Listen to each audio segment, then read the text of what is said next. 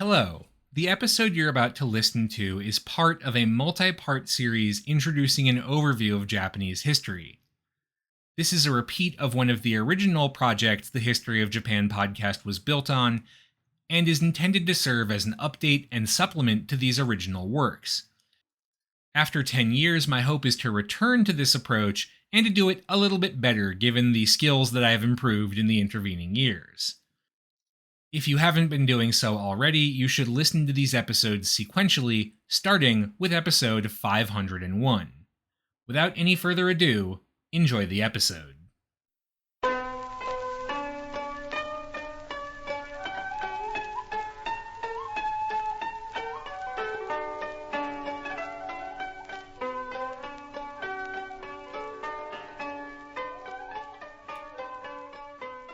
Hello and welcome to the History of Japan podcast, episode 501, In the Beginning. When does Japanese history begin? It's a seemingly simple question without any real or easy answer. The written record seems like a natural place to start, and for many historians, including myself, that's very much our comfort zone. But in Japan proper, said record only goes back about 1500 years. Older references from earlier Chinese histories add a few centuries onto that, but given that the earliest traces of human habitation in Japan, likely by migrating tribes following herds of animals across the then still extant land bridge from Asia, go back somewhere between 35 and 40,000 years ago, during the Pleistocene era, that still leaves a lot of time uncovered. Of course, compounded onto this is the thorny issue of who appears in the written record, given that widespread literacy is a fairly recent arrival historically, and even who counts as a part of Japanese history in the first place.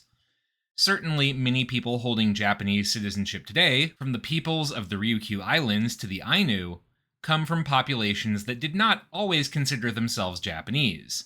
But that's a whole other discussion, and one we will return to down the line. Anyway, without a written record to rely on, most of what we can learn about the vast majority of Japanese history, at least in terms of chronology, comes from archaeology. And this too is not without its pitfalls. For example, in the year 2000, the Japanese archaeological world was rocked by a huge scandal. The newspaper Mainichi Shimbun published an article accusing Fujimura Shinichi, a prominent archaeologist responsible for some of the earliest chronological finds out there, of forging several of his discoveries of these earliest artifacts in Japanese history. Fujimura had previously been something of a celebrity because he sold his fake finds as being contemporary with or older than some of the earliest finds in Korea and China.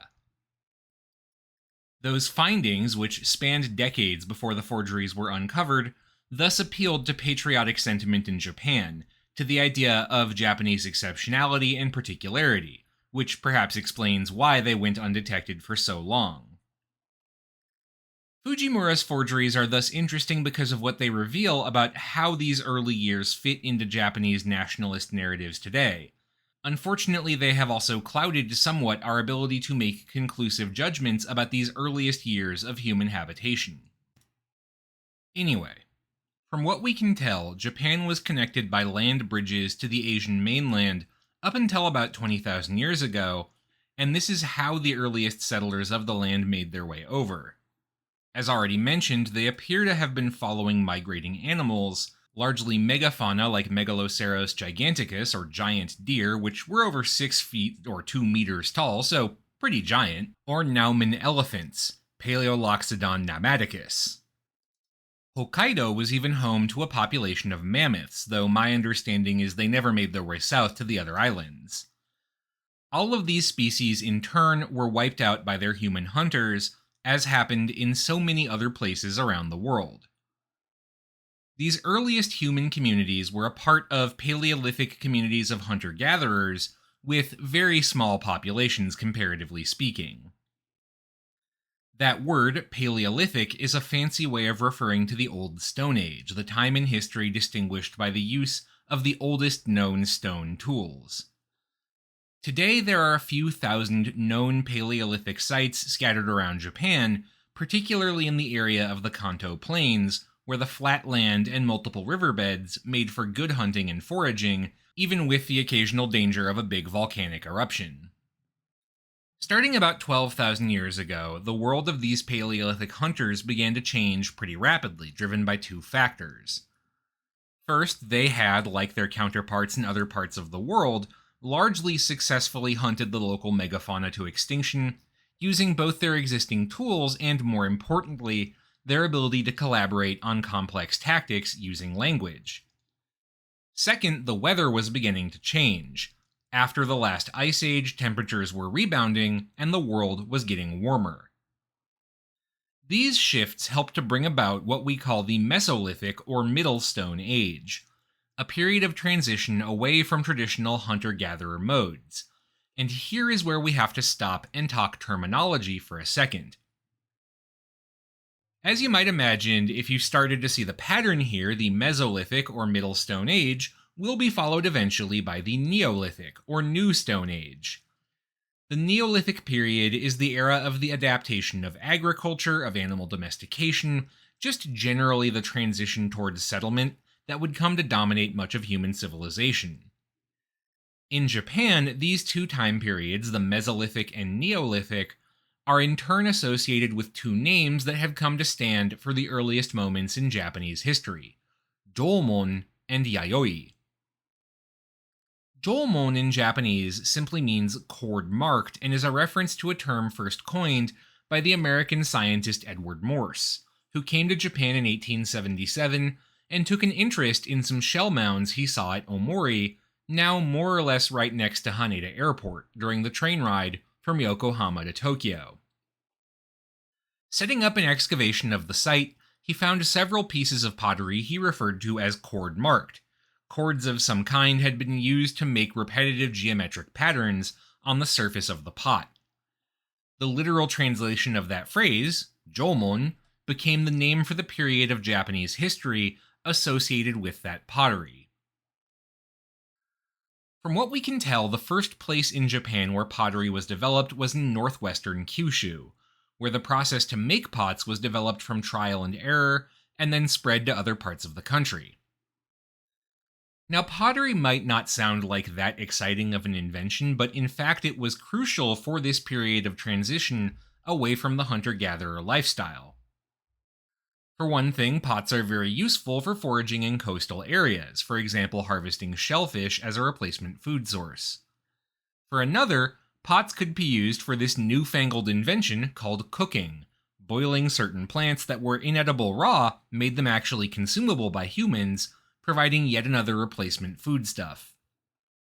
At this point, it's pretty unlikely said humans were actually planting these foodstuffs for harvesting. More than likely they just made use of local forage sites, but this was still a big step on the road to settled agricultural society. Thus, pottery was actually kind of a big deal, and from what we can tell it was a homegrown invention. The earliest pottery from China that we have, at least so far, comes from after these Jomon pots, which were often pointed on the bottom to allow them to be stuck into the ground. They were not the sturdiest because they were fired in low-temperature open-air pits and have an unfortunate tendency to shatter into very small pieces if mishandled, but the technological shift they represent cannot be understated. At the same time, the Mesolithic was still a transition period, and the other big technological shift of the era, also totally homegrown, from what we can tell at least, was the bow and arrow, to replace the throwing spear as the primary hunting tool. Bows appear to have been developed in northern Honshu, where the slightly cooler climate was not as well adapted to foraging as Kyushu, and hunting remained a bigger part of the diet of the local population. These two developments became the underpinnings of Jomon life, which sustained a peak population of about 250,000 people spread across the home islands of Japan by 5000 BCE. To put that in comparative terms, that's about 7% of the total number of people who, on average, go through Shinjuku Station in downtown Tokyo every day, about 3.6 million people, so not very many at all. Jomon villages were generally small, about 6 to 10 dwellings. These dwellings were also fairly basic, usually built around a scooped pit dug into the ground to house an interior fireplace, with a grass or brushwood roof held up by posts. From what we can tell, these villages were also largely disconnected, with at most a bit of local trade, for example, salt from the coast for stone from inland, to tie neighboring villages together. Again, these communities were largely sustained by foraging, from what we can tell, though there is some debate as to whether by the later years of Jomon, villages had begun to engage in farming, deliberately cultivating crops they knew they could eat down the line. Indeed, there's some pretty intense academic discussion that is still going on today about how to break the Jomon era into various subcategories based on sites from different periods, all of which is well beyond our scope here because it involves some very deep dives into variations in local pottery, as well as the remains found in middens, essentially trash piles, that were buried and preserved, and which give us, therefore, some sense of how people lived day to day. Now, sometime around 900 BCE, you start to see the emergence of a new culture on the Japanese islands. We call this the Yayoi culture, named for the Yayoi neighborhood of Tokyo just north of what's now the main campus of the University of Tokyo. Back in 1884, that area was home to two things: an Imperial Japanese Army firing range, and an old shell mound that was just beginning to be explored by archaeologists, but which was generally better known for its large population of stray dogs. It was in that shell mound in 1884 that a young archaeological student named Tsuboi Shogoro, son of a samurai family that had turned to medicine and one of the first students of the new Tokyo Imperial University, found some pottery which was clearly not Jomon in origin. Rather than a rough textured exterior, it was smooth and painted with geometric designs. This, clearly, was from a whole new period of ancient Japanese history. The precise dating of what is now called the Yayoi period is something of a challenge. Indeed, despite Tsuboi's discovery, it took a further 40 years for the idea of a distinct Yayoi period, separate from the Jomon, to even come into vogue in academia. If you look today at older sources, they'll generally say the Yayoi period starts around 300 BCE. Today, 900 BCE is the more common dating, and there are, to my understanding, some academics who want to push things back even further and lump some of the late Jomon into the Yayoi period. Partially, this is all a matter of some rather arcane discussion about changes in pottery techniques and other archaeological remnants, which, in the absence of a written record, serve as the main way we distinguish these eras from each other. Partially, however, there's a bigger debate going on here about what the relationship between the Yayoi and Jomon cultures even was.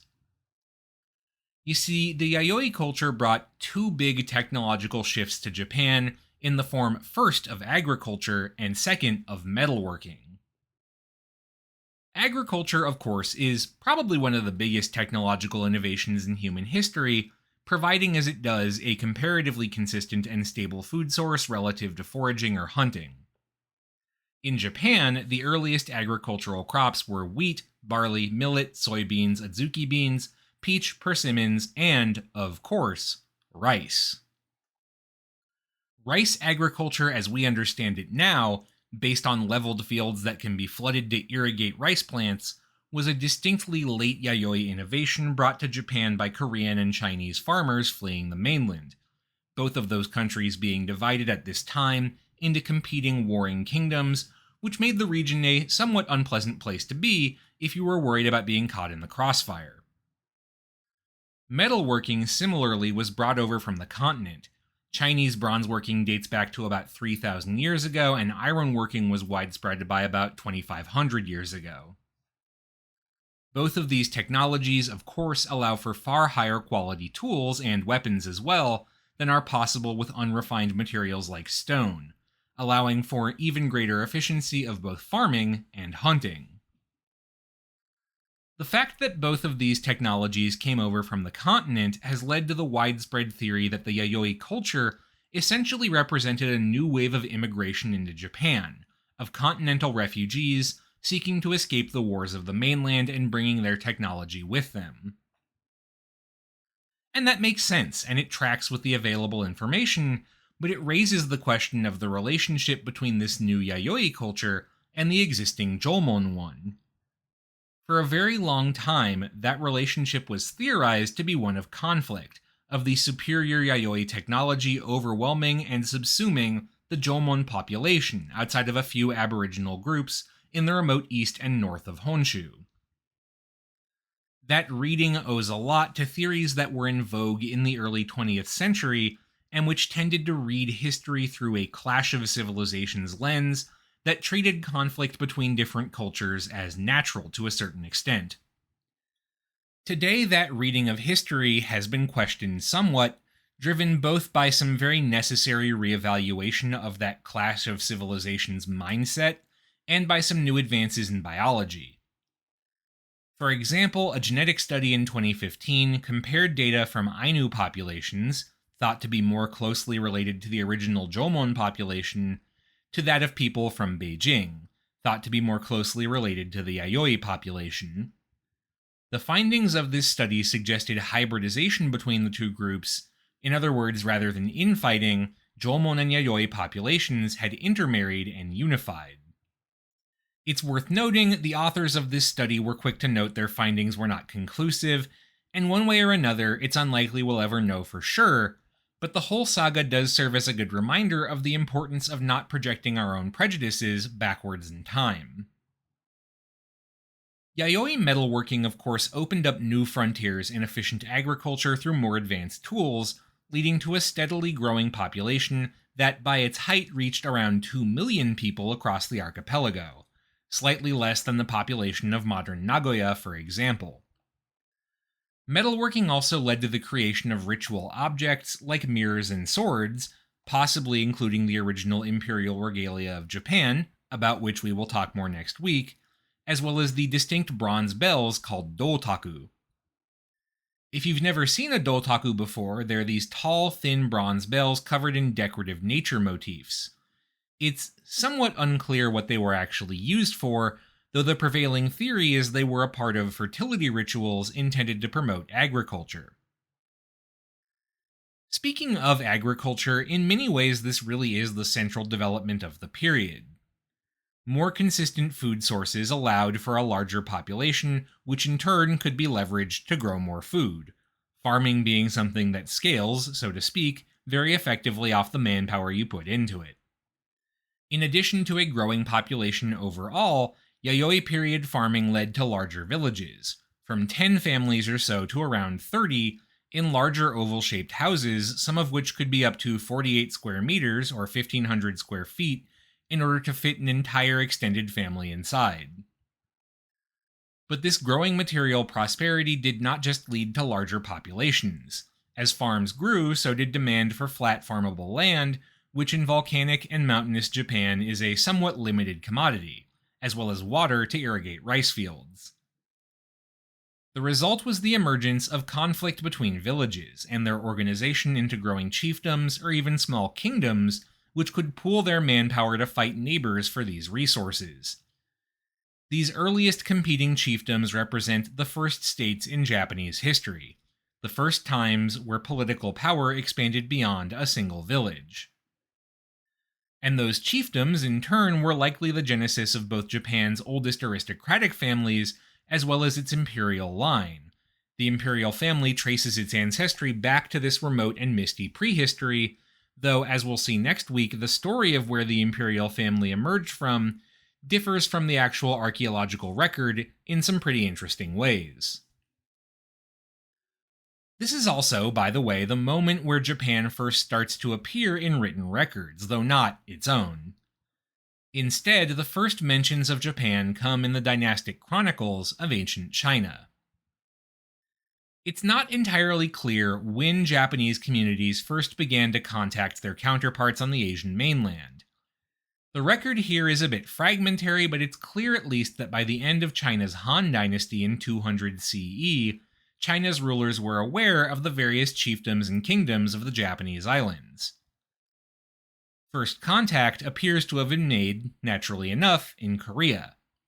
The northern Korean kingdom of Gojoseon was conquered by the Han Dynasty in 108 BCE, after which a good chunk of northern Korea would remain under Chinese rule for about 400 years. In turn, ambassadors from Japan came to the Chinese-ruled parts of the peninsula sometime thereafter. When is not precisely clear, and somewhat hard to date. The Lunheng, or Discourse on Balance by the scholar Wang Chong, was written sometime between 27 and 100 CE, and contains several offhand references to the Land of Wa, the name given to Japan in these earliest records, so presumably sometime before that. By the way, you still hear that name Wa used for Japan today, but the character being used has changed. These days, the Wa in Wajin, for example, the name used for ethnic Japanese, uses the character for harmony. However, in the original Chinese, the Wa meant something like dwarf. These sort of pejorative names were commonly used in Chinese writings about non-Chinese peoples during the imperial era in China itself, a reflection of the belief that China's imperial state was the beacon of civilization on Earth, and that other peoples existed on a distinctly lower rung of the civilizational ladder. Fun fact, during World War II, some Chinese leaders, including Chiang Kai-shek, began to revive the older, more negative Wa character in relation to Japan as part of wartime propaganda. Anyway, both our timeline of Japan-China relations and our sense of what those relations look like are enriched by one of the greatest archaeological finds in Japanese history, found by pure chance by a farmer in April 1784 in what's now Fukuoka in northern Kyushu. The story goes that a farmer named Jinbei, while repairing an irrigation ditch, found a series of mounded up stones buried in the ground that seemed to be protecting something. After removing the top stone, which was heavy enough it took 2 people to lift, he found inside a square seal composed 95% of gold, a bit less than an inch high. The seal was in turn turned over to the local samurai rulers, the Kuroda clan, who passed it down within the family until 1978, when they donated it to the city of Fukuoka. The seal has 5 characters on it, which together read, King of Na in the Land of Wa of the Han Dynasty. We can actually date the seal pretty accurately thanks to one of the dynastic histories of the period, the Chronicle of the latter Han Dynasty, which describes an ambassador from the Land of Wa coming to the court of the Han emperors in 57 CE to swear his kingdom's allegiance to China's emperor, in exchange for which he received presents including a golden seal.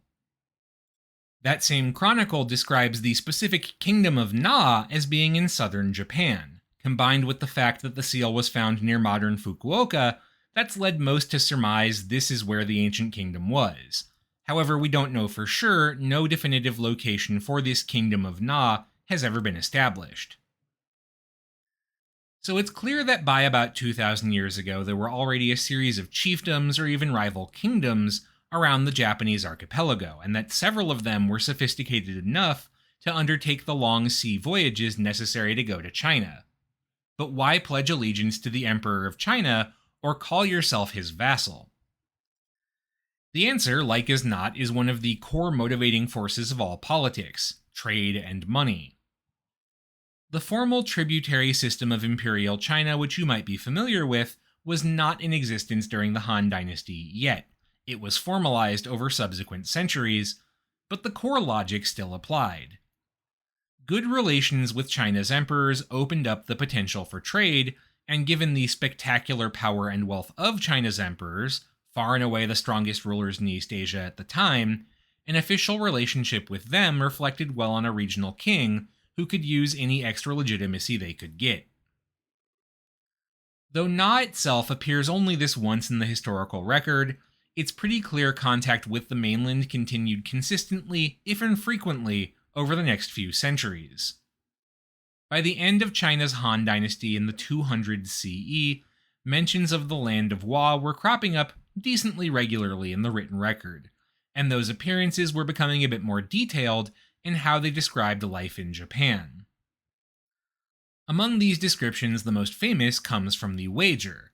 which is the chronicle of the state of Wei, one of the three kingdoms that succeeded China's Han Dynasty after its collapse.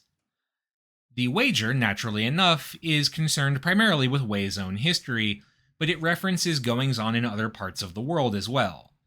In particular, its appendices deal with the barbarian peoples on Wei's border, including those of the land of Wa. The text describes Japan as follows, quote, "The people of Wa formerly comprised more than 100 communities. During the Han Dynasty, Wa envoys appeared at court. Today, 30 of their communities maintain intercourse with us through envoys and scribes. In their meetings and in their deportment, there is no distinction between father and son or between men and women. They are fond of liquor. In their worship, men of importance simply clap their hands instead of kneeling or bowing. The people live long, some to 100 and others to 80 or 90 years. Ordinarily, those of importance have 4 or 5 wives, the lesser ones 2 or 3. Women are not loose in morals or jealous. There is no theft, and litigation is infrequent. In cases of violation of the law, the light offender loses his wife and children by confiscation. As for the grave offender, the members of his household and also his kinsmen are exterminated. There are class distinctions among the people, and some men are vassals of others." The wager text is also responsible for one of the most enduring mysteries of early Japan, thanks to its description of one of the island's many different rulers. Quote, "The country formerly had a man as ruler. For some 70 or 80 years after that there were disturbances and warfare. Thereupon the people agreed upon a woman for their ruler. Her name was Himiko. She occupied herself with magic and sorcery, bewitching the people. Though mature in age, she remained unmarried. She had a younger brother who assisted her in ruling the country. After she became the ruler, there were few who saw her. She had 1,000 women as attendants, but only one man. He served her food and drink and acted as a medium of communication. She resided in a palace surrounded by towers and stockades, with armed guards in a state of constant vigilance." As a quick side note, the name of this queen is sometimes given as Pimiko, which is a variant reading of the characters used to write it.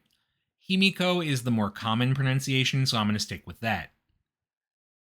The wager describes Himiko dispatching an ambassador named Nashonmi to Wei along with one of her lieutenants, by the name of Tsushi Gori, as well as tribute in the form of 4 male and 6 female slaves and, quote, 2 pieces of cloth with designs, each 20 feet in length. For doing this, Himiko was bestowed with a title, Queen of Wa, Friend to Wei, as well as her own golden seal with a purple ribbon, which sadly has never been found. Himiko's reign was not untroubled. Her envoys complained to Wei of wars with neighboring rulers, which Wei dispatched an envoy to try and resolve. Subsequently, Himiko passed away, and, quote, "When she passed away, a great mound was raised, more than 100 paces in diameter. Over 100 male and female attendants followed her to the grave. Then a king was placed on the throne, but the people would not obey him. Assassination and murder followed, more than 1,000 were thus slain. A relative of Himiko named Io, a girl of 13, was then made queen, and order was restored." Now, this chunk of text has naturally received a lot of attention from scholars for a couple different reasons. Obviously, it's one of the first written accounts we have of life in Japan, and provides several juicy tidbits. For example, that bit about the fondness for liquor is one of the earliest pieces of evidence we have for the antiquity of sake brewing, and the discussion of etiquette and religion are fascinating as well, not to mention all the gender politics. But of course, most of the interest has gone to Himiko herself for a few different reasons. First, of course, there's a description of a female ruler and how she rules, through witchcraft and sorcery, apparently. Reading between the lines, it's likely this is a reference to religious mysticism. It seems pretty likely this is a reflection of the position of women in the earliest forms of native Japanese spirituality, today known as Shinto, though that term is an anachronism and came into use pretty recently, in the 1800s. Himiko's religious status is probably reflective of a more prominent role for women in the earliest forms of religious practice, some trace of which can be seen today in the role of Miko, or shrine maidens, in modern Shinto. We'll talk a bit more about this as we go forward. There are also a bunch of fascinating little tidbits in here. The bit about her remaining unmarried suggests a link between ritual and sexual purity that does seem to continue in later forms of religious practice in Japan. And then, of course, there's the part about the 1,000 female attendants and singular male. And there's that line about the people agreeing on Himiko as their ruler. What does that mean? These questions and the historicity of Himiko remain hotly contested, with various attempts having been made to prove or disprove her existence, and to locate her kingdom, referred to in the text as Yamatai. Particularly among later Japanese nationalists whose views put the imperial family in a very central role, it became quite fashionable to try and tie Himiko, as described in Chinese records, to specific powerful women from the history of Japan's early imperial family, thus verifying the stories of said imperial family beyond what Japan's own later records can provide. All of those claims are very tenuous, though. Like as not, Himiko was not an ancestor of the modern emperors, but one of the various local rulers with whom said emperors clashed over the course of their rise to power. More on that next week. As political organization got more sophisticated, so too did the power of the rulers themselves. And it's from one of the most visible symbols of this power that the last era of Japanese history before the written record takes its name: the Kofun, or tumulus period. A tumulus is a fancy archaeological word for a burial mound. They're sometimes also called a barrow. Essentially, this is a small hill one builds over the grave of a rich or powerful person, with the resulting earthen mound serving as a testament to that person's power and wealth. These barrows were the markers of the political power of those entombed within them, much like the massive pyramids of Egypt built by the pharaohs. There are many thousands of these barrows spread across Japan, from Kyushu up to central Honshu, as well as on the Asian mainland, and there is substantial variation between them. Some were round earthen mounds, others shaped like a scallop shell. The most distinctive design found only in Japan is the keyhole barrow, square in the front and rounded in the back. And some of these barrows could be massive. The Kofun, traditionally associated with the Emperor Nintoku in Osaka, covers 80 acres of land, 0.125 square miles or 0.323 square kilometers, making it the second largest tomb complex ever constructed by area, only after the massive and still largely unexcavated complex built to honor Qin Shi Huangdi, the first emperor of China. The Kofun themselves are of course the most visibly spectacular remnant of this time, but there's another reason they're so important for us as we think about the arc of Japanese history. They symbolize the fundamental transformation in many ways of the whole era, which runs from 250 CE to the mid-500s, the precise end date being a matter of some controversy for reasons we will get into down the line. The economic transformations of the previous Yayoi era saw the emergence of local rulers like Himiko who held power over specific regions of the country. And there were again a great many such kingdoms. You'll recall the wager says over 100 such the Chinese were aware of by the 200s. In a pattern we'll see repeated a few times over the course of Japanese history, these small kingdoms naturally began to separate, so to speak, based on the quality of their administration. Well-run kingdoms with good administration were naturally more prosperous, reflecting both an ability to conquer neighbors and to manage their growing material wealth. These kingdoms scrapped for basically any advantage they could find, including taking in settlers from more advanced and wealthier parts of Asia, like Korea and China, who brought with them improved techniques for metalworking, pottery, and warfare. For example, it was around this time the horse was introduced to Japan sometime in the 300 CE, and almost certainly from Korea. Many of these Kofun-era rulers maintained close cultural ties with Korea, and some even appear to have participated in the peninsula's civil wars. It's likely this was how the horse was introduced to the Japanese home islands. And again, some kingdoms were naturally more successful at conquest, administration, or just attracting talent than others, and began to outcompete their neighbors as a result. It's starting around 400 CE that one of these small kingdoms really began to emerge on the historical stage. It was based in what was traditionally called Yamato Province in Japan, now more or less Nara Prefecture. This is pretty much smack in the middle of the main Japanese island of Honshu, nestled between the mountains of the Kii Peninsula and the coastal area that's now Osaka. The exact history of the clan that ruled this area is somewhat controversial because of a lack of contemporary documents about their rise, but it's likely that rise was enabled by a combination of warfare and shrewd deal-making with potential rivals to turn them into allies and vassals. As a result of all that hard work, by the 400s, what would become Japan's imperial family was emerging as, if not the rulers of the country, at least the head of a coalition of powerful families that were on their way to consolidating the beginnings of a Japanese state. And we'll look at the legends and reality of the emergence of this family next time. For now, that's all for this week. Thank you very much for listening. This show is a part of the Facing Backward podcast network. You can find out more about this show and our other shows at facingbackward.com, and you can support the network at patreon.com/facingbackward.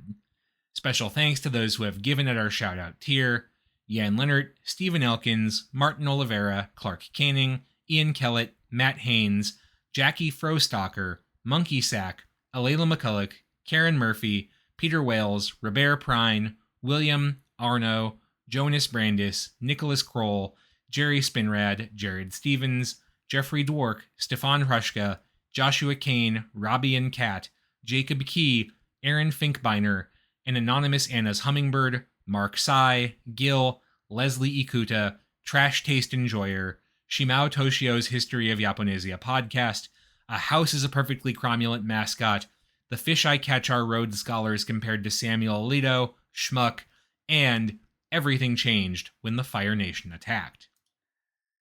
Thanks also to new donors to the History of Japan Patreon, David, Maureen, and Derek. Thank you very much for supporting the show. Thanks again for listening, and I will see you next week for a look at the mythology and emergence of the Japanese imperial family.